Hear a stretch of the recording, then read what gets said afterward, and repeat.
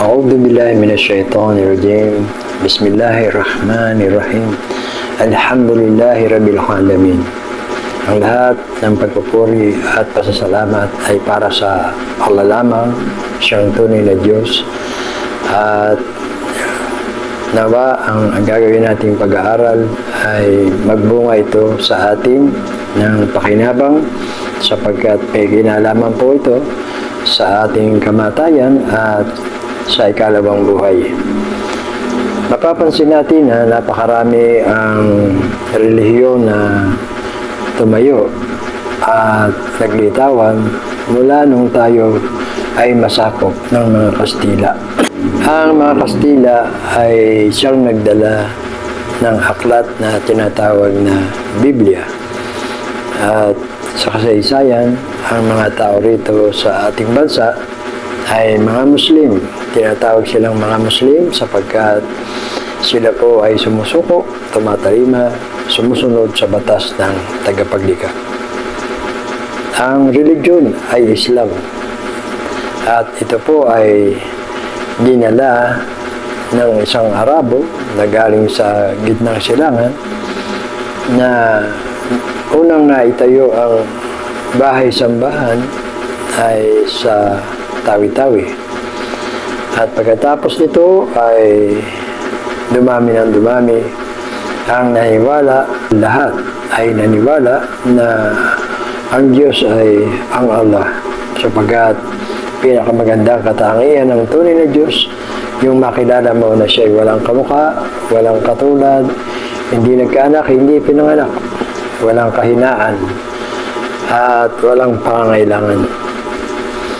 Samantala sa mga pagtuturo ngayon na dumami ang religion ay itinuro na ang Diyos ay nagkaroon ng anak, ang Diyos ay ipinanganak, ang Diyos ay namatay, at ang Diyos ay muling nabuhay. So, sa mga katuruan ito ay dapat iniimbestigahan natin sapagkat kung basta na lang tayo maniniwala at pasasakop sa ganitong mga katuruan, ay malulugi tayo sapagkat kung ito ay mali, tayo po ang mawawalan at magdudusa pagdating ng araw ng paghukom.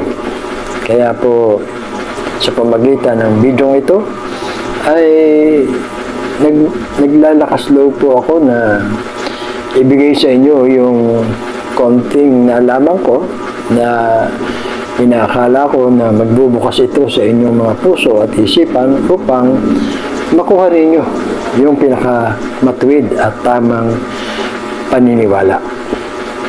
Kung bakit ganito ang ating tema sapagkat mayroong mga naging paniniwala na tayo. Mayroong paniniwala katulad ng sinabi ko sa inyo, ang Diyos ay nagkaanak. May naniniwala na ang Diyos ay ipinanganak. So magkaiba po silang dalawa. At meron naman na ang paniniwala ay ang Diyos ay Ama, ang Diyos ay Anak, at ang Diyos ay Espiritu Santo. So dumami ang aspeto ng pagkilala sa tagapaglikha. Datapwat ang iniwan na paniniwala na lingid sa ating kaalaman ay naging paniniwala ito ng ating mga ninuno. Mula pa nang bago dumating ang mga Kastila ay pinaniniwalaan ng ating mga ninuno na ang tunay na Diyos ay walang kamukha, walang katulad, hindi nagkaanak, hindi ipinanganak, walang pangangailangan. At siya ay ang Allah. So, alhamdulillah, ano po ba ang naging batayan na dapat nating makuha para tayo ay makatiyak na tama yung ating pinaniniwalaan?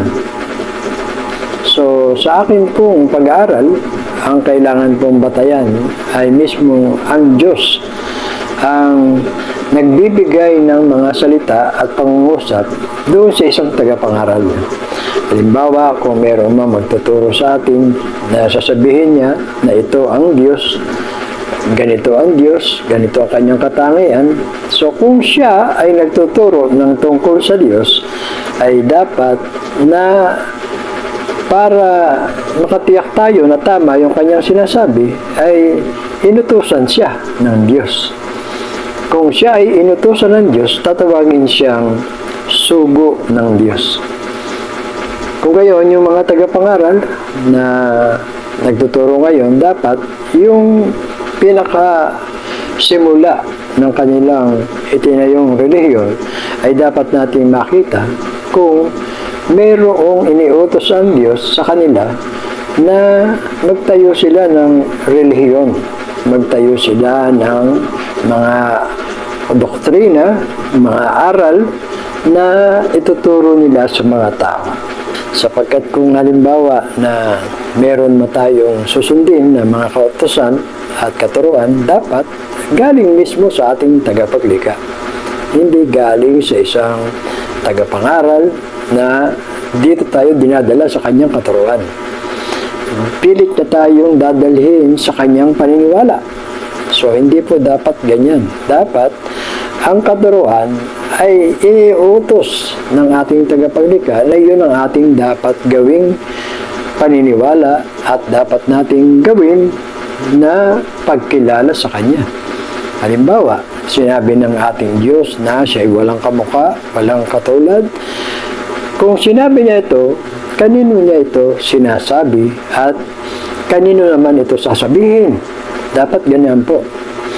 Kung halimbawa sinabi ito ng Diyos mismo sa isang nagtuturo at nangangaral, ibig sabihin, isinusugo siya, inuutosan siya.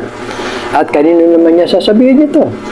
Doon siyempre sa kanyang mamamayan. Sapagkat kung halimbawa ang isinugo ng Diyos sa isang Pilipino, sa Pilipino niya ito sasabihin. Kauna-unahan na tuturuan niya ang mga Pilipino sapagkat siya po ay kinausap ng Diyos at inuutosan siya. So, kung halimbawa siya inuutosan, siya ay isang Pilipino, ibig lang sabihin ay sa Pilipino po siya isinugo. Alangan naman na siya ay Pilipino, pupunta siya sa China at sasabihin niya doon, pag-aaralan ko muna ang wika ninyo sapagkat isinugo ako ng Diyos. Kaya pagka napag-aralan ko na yung inyong lengguwahe, ay pwede na akong magturo sa inyo. Ganun po ba ang isang sugo ng Diyos? Common sense kung ating uunawain at pag-aaralan, kung ang isang tao ay isinusugo ng Diyos, siya ay kakausapin ng Diyos.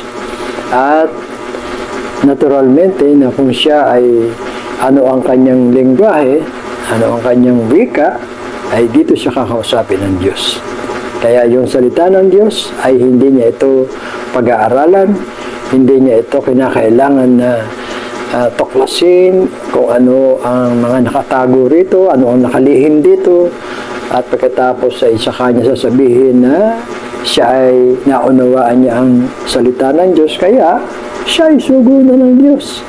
So, mali pong katwiran at maling batayan para sabihin na siya ay isinugo ng Diyos. Dahil common sense, kung halimbawa ang Diyos ay magsusugo, ano ba ang dahilan? Bakit nagsusugo ang Diyos? Ibig lang sabihin, kaya siya nagsusugo ay para igabay ang mga tao. So, bakit kailangan pag-aralan? So, bakit kailangan pahirapan niya ang tao na unawain ang kanyang mga salita? Common sense po yan. So, kung maisip natin at tayo ay makaunawa, oo nga, bakit nga kailangan ilihim ng Diyos? Bakit kailangan pahirapan niya ang tao? Sinusugo nga niya ang tao para paniwalaan. At ginagawa pa niyang propeta yung sugo para lang lalong paniwalaan ng mga tao. At bakit kailangan ang tao ay maniwala? Sapagkat hindi tayo kinakausap ng Diyos ng harapan o ng tayo sa isa't isa ay makikipagkwentuhan sa atin ng Diyos. Hindi po. So, gumagawa siya mula pa noong unang panahon. Lumabas na sila Abraham, si Noe, si Moses, si David, si Jesus, at si Propeta Muhammad, at marami pang iba. Nandiyan si Solomon, si David, andyan si Zakaria, andyan ang mga iba't ibang mga sugo at mga propeta na nagpakilala para lang ituro nila kung ano ang gusto ng Diyos. Ituro nila kung sino ang tunay na Diyos na kikilalanin at sasambahin ng mga tao. Sapagkat ang mga tao ay dumarating ang pagkakataon na lagi na lang na sila o tayo ay naliligaw. Kaya kailangan natin ng gabay. Kailangan natin ang patnubay ng ating tagapaglikha sapagkat siya yung creator. Siya yung lumikha ng paraiso. Siya yung lumikha ng impyerno. Kung lumikha siya ng paraiso at impyerno, ibig sabihin, may tagumpay at may kaparusahan. Yung mga sumunod sa kanyang mga kautusan, ay sigurado yun. Pagpapalain yun ng Diyos. Dadalhin niya yun sa paraiso. At yung mga sumuway naman sa kanya ay nakatitiyak naman sa kanila ang kaparusahan sa impyerno. Kaya may impyerno siyang nilikha.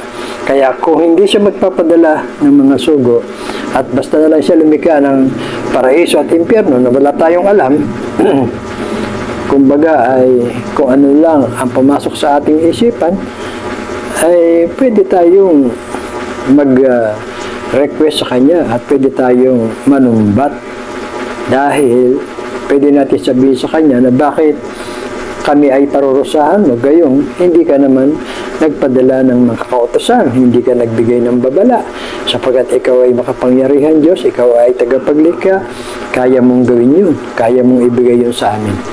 Kaya wala po tayong maidadailan sa Diyos, wala tayong maikakatwiran sapagkat mula pa ng unang mga panahon, ang Diyos po ay naglilikha ng mga magiging sugo, magiging propeta.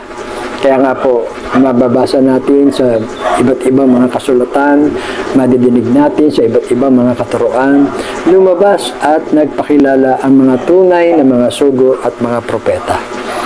Datapwat, pagdating kay Jesus, nang siya ay mawala na, ay may biglang lumitaw na nagpakilalang sugo na siya raw ay isinugo ng isang sugo.